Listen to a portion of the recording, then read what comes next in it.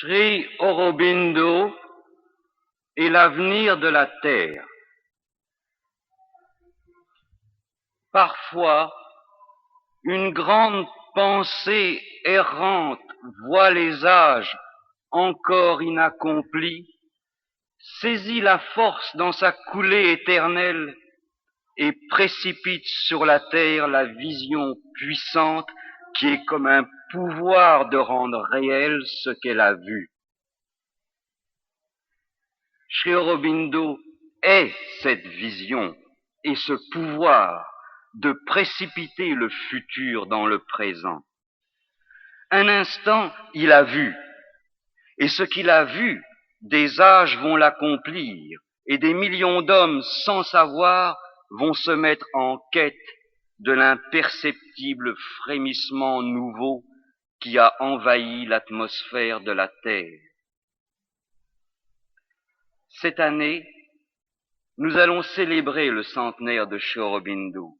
Il est à peine connu d'une poignée d'hommes, et pourtant son nom retentira encore quand nos grands hommes d'aujourd'hui et d'hier seront ensevelis sous leurs propres décombres.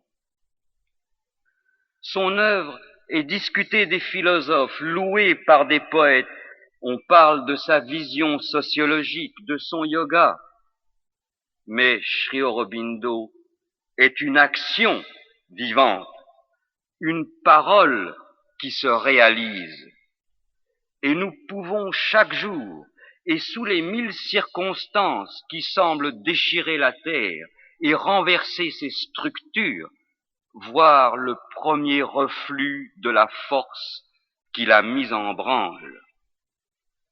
Au début de ce siècle, quand l'Inde se battait encore contre la domination britannique, Sri Aurobindo s'écriait « Ce n'est pas seulement une révolte contre l'Empire britannique qui est nécessaire, mais une révolte contre la nature universelle tout entière. » Car le problème est fondamental. Il ne s'agit pas d'apporter une nouvelle philosophie au monde, ni de nouvelles idées, ni des illuminations. Il ne s'agit pas de rendre la prison plus habitable, ni de doter l'homme de pouvoirs toujours plus fantastiques. Avec tous ses microscopes et ses télescopes, le gnome humain reste gnome, douloureux et impuissant. Nous envoyons des fusées sur la Lune, mais nous ne connaissons même pas notre propre cœur.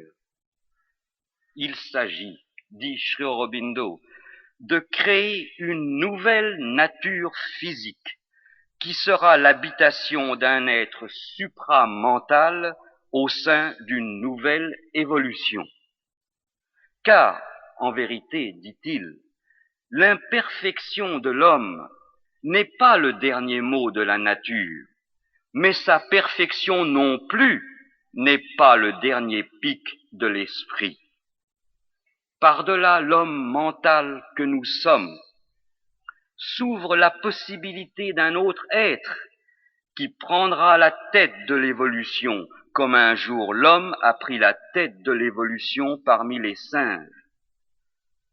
Si l'animal, dit Sri Aurobindo, est un laboratoire vivant dans lequel la nature a, dit-on, façonné l'homme, l'homme lui-même est peut-être aussi un laboratoire vivant et pensant dans lequel, et avec la coopération consciente duquel, la nature façonnera le surhomme, le Dieu. Et Sri Aurobindo vient nous dire comment faire cet autre être, cet être supramental, et non seulement nous le dire, mais le faire, ouvrir le chemin de l'avenir, précipiter sur la terre le rythme de l'évolution, la vibration nouvelle qui remplacera la vibration mentale et nous donnera le pouvoir de briser les murs de notre prison humaine. Et elle craque déjà, notre prison.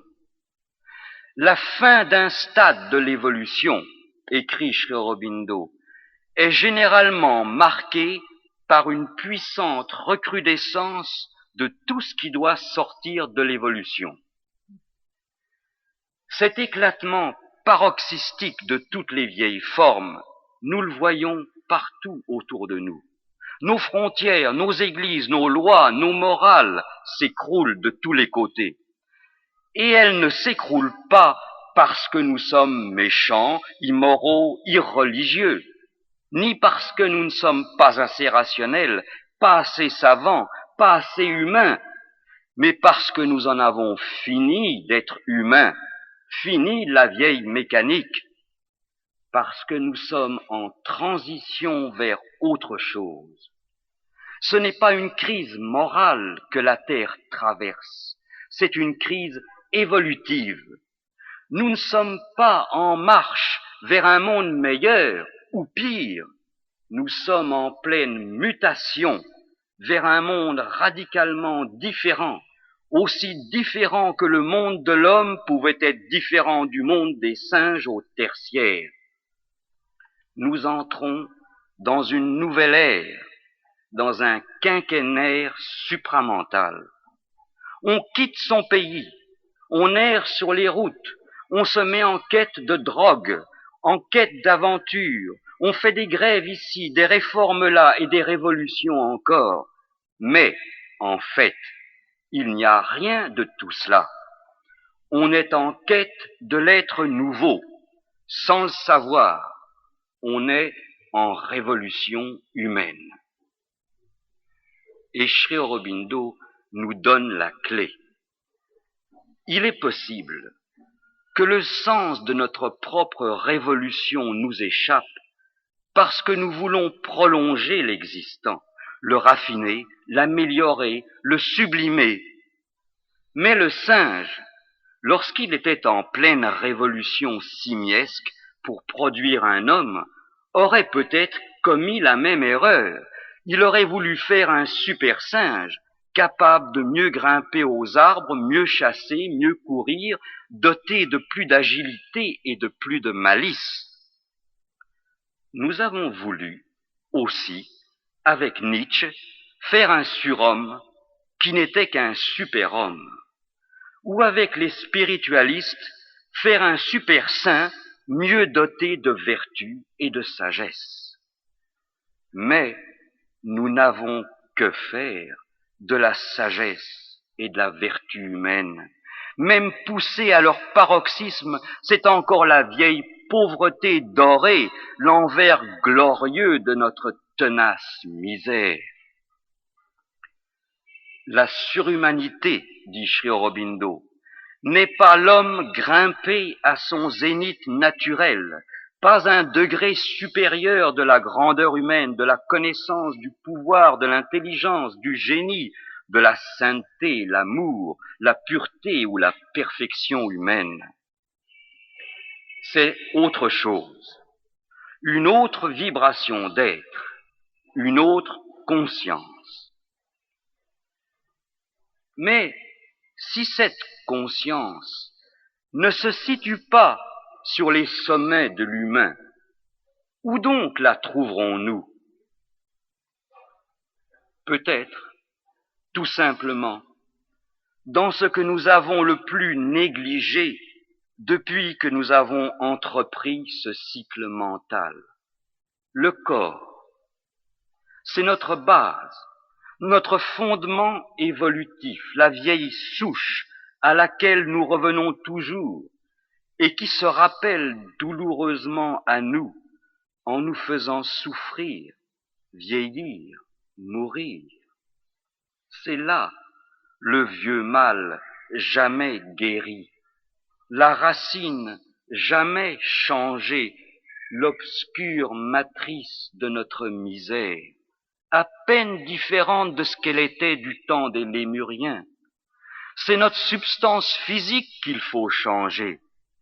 Sinon, elle jettera bas l'un après l'autre tous les artifices humains ou surhumains que nous voudrons coller dessus.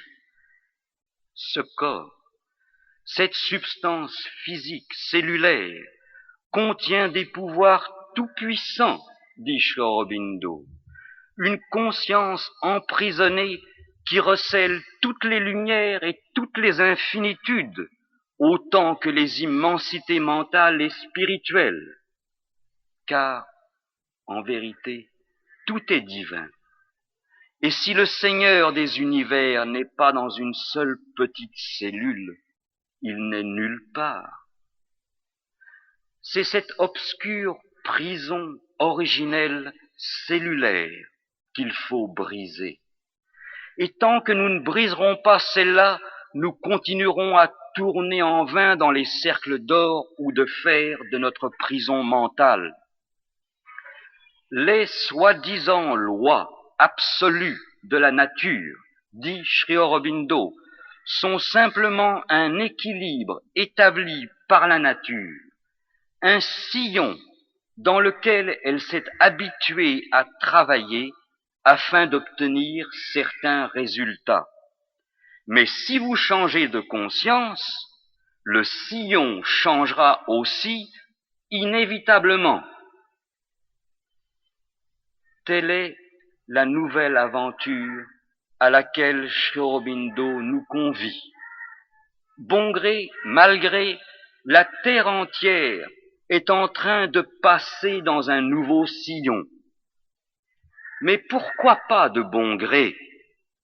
Pourquoi ne collaborerions-nous pas à cette aventure jamais courue, à notre propre évolution, au lieu de répéter 1000 fois la vieille histoire, au lieu de courir après des paradis artificiels qui n'étanchent pas notre soif, ou des paradis de l'au-delà qui laissent la terre pourrir avec nos corps? Pourquoi commencer si c'est pour en sortir? S'écriait la mère, celle qui continue l'œuvre de Sri Aurobindo. À quoi sert-il d'avoir tant lutté, tant souffert, d'avoir créé une chose qui, dans son apparence extérieure au moins, est si tragique et dramatique, si c'est simplement pour vous apprendre à en sortir? Il aurait mieux valu ne pas commencer. L'évolution n'est pas un chemin tortueux pour en revenir un peu meurtri au point de départ. C'est tout au contraire, dit la mère, pour apprendre à la création totale, la joie d'être, la beauté d'être, la grandeur d'être, la majesté d'une vie sublime, et le développement perpétuel, perpétuellement progressif de cette joie, cette beauté, cette grandeur. Alors, tout a un sens. Ce corps, cette obscure bête de somme, est le terrain d'expérience du yoga de Sri Aurobindo, qui est un yoga de la terre entière, car on peut comprendre que si un seul être parmi nos millions de souffrances arrive à opérer le saltus évolutif, la mutation du prochain âge, la face de la terre s'en trouvera changée et tous les soi-disant pouvoirs dont nous nous glorifions maintenant apparaîtront comme des jeux d'enfants devant ce rayonnement de l'esprit tout-puissant incarné dans un corps. Sri Aurobindo nous dit que c'est possible.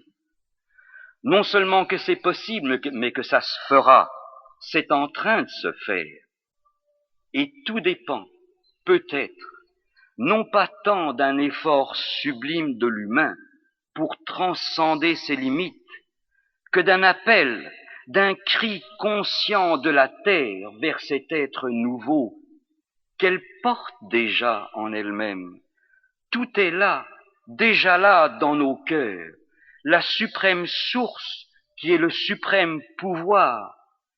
Mais il faut que nous l'appelions dans notre forêt de béton. Il faut que nous comprenions notre sens. Il faut que le cri multiplié de la terre, de ces millions d'hommes qui n'en peuvent plus, n'en veulent plus de leur prison, crée une faille par où jaillira la vibration nouvelle. Alors, toutes ces lois apparemment inéluctables qui nous enferment dans leur sillon héréditaire et scientifique s'écrouleront devant la joie des fils aux yeux de soleil. N'espérez rien de la mort, dit la mère, la vie est votre salut, c'est en elle qu'il faut se transformer, c'est sur terre qu'on progresse, c'est sur terre qu'on réalise, c'est dans le corps qu'on remporte la victoire. Et ne laisse point la prudence du monde murmurer à tes oreilles, dit Sri Aurobindo, car c'est l'heure de l'inattendu.